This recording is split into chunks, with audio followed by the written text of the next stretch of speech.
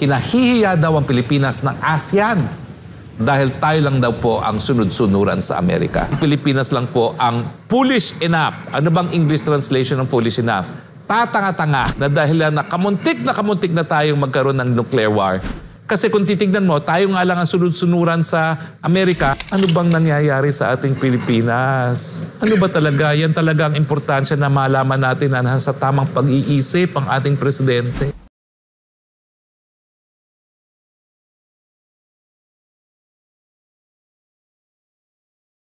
Susunod na ang Pilipinas na maging Ukraine. Kaya siguro magko-compare sila cards at sabihin, huy ha, exciting to. Madudurog na naman ang bansa mo. Kung nung pangalawang pandaigdig-digmaan, pangalawa ka lang sa Warsaw na pinakawarak na syudad sa buong daigdig. Mangyayari na naman yan ngayon. Ito ang naging komento ni Attorney Harry Roque kasunod na naging pagbisita ni Ukraine President Volodymyr Zelensky sa Pilipinas. Hindi lingid sa kaalaman ng lahat ang sinapit ngayon ng Ukraine dahil na rin sa nagpapatuloy na giyera sa pagitan nito at ng Russia. At sa lumalalang tensyon ngayon ng Pilipinas at China, hindi rin daw malayong danasin ng ating bansa ang mapait na karanasan ng Ukraine dahil naging sunod-sunuran na tayo sa Estados Unidos.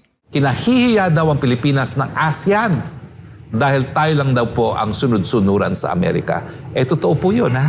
Tayo lang talaga ang nagpapautos sa mga Amerikano.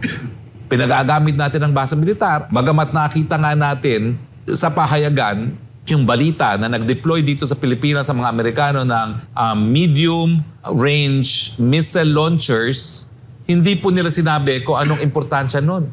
Ayon kay former presidential spokesperson Attorney Harry Roque, wala siyang nakikitang dahilan para bumisita dito sa bansa si Zelensky dahil wala naman niya itong matutulong sa Pilipinas. Ewan ko ba kung bakit nandyan ngayon si Zelensky other than para mag-party dahil meron silang parehong gusto. Ang Pilipinas lang po ang foolish enough. Ano bang English translation ng foolish enough? Tatanga-tanga at pinayagan ang pagdating dito sa Pilipinas ng middle-range missile launcher na dahil na kamuntik na tayong magkaroon ng nuclear war nung panahon ni JFK. Ani Roque, ang pagpapadala ng nasabing missile sa bansa ay unang pinalaga ng Embahada ng Russia sa Pilipinas sa Amerika na tiyak na magdudulot ng panganib ng digmaan sa buong Asya. At nagsalita rin po ang China na dahil yung medium-range missile kayang targetin ng China at Russia, ito po talaga ay magdudulot na naman ng insecurity sa region. Pero ngayon, doon narinig ko yung pananaw ng Malaysia, nararamdaman din pala na bantayan sa ASEAN.